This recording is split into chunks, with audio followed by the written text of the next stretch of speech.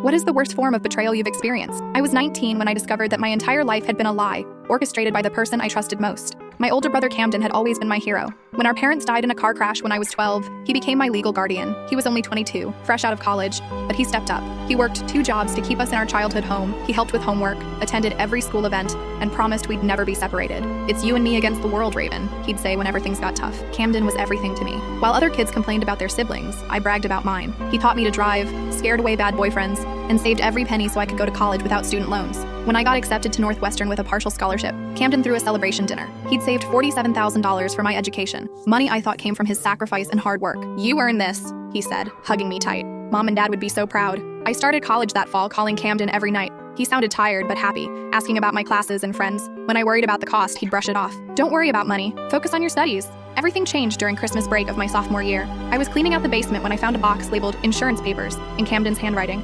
Inside were documents I'd never seen before: life insurance policies, settlement agreements, bank statements. My parents hadn't just died in a car accident. They'd been killed by a drunk driver. The settlement was $2.3 million.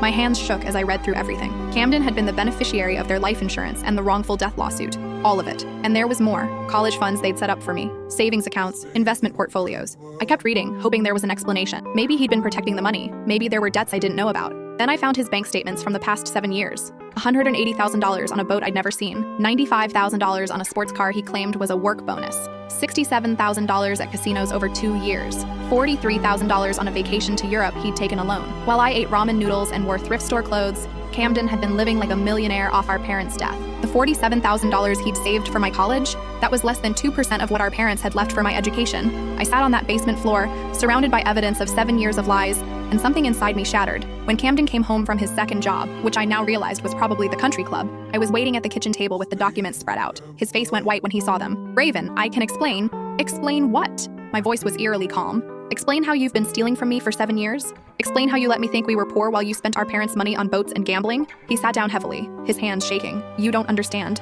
I was protecting you. You were just a kid. If you'd known about the money, I'd what? Buy myself adequate winter coats? Not work 3 jobs every summer? I was going to tell you when you graduated." "Tell me what? That there's nothing left?" The silence stretched between us. "How much is left, Camden?" He couldn't meet my eyes. "Camden, how much is left of my parents' money?" "About $40,000, he whispered, "out of $2.3 million. I couldn't fit what happens next in this short video. Watch the rest down below.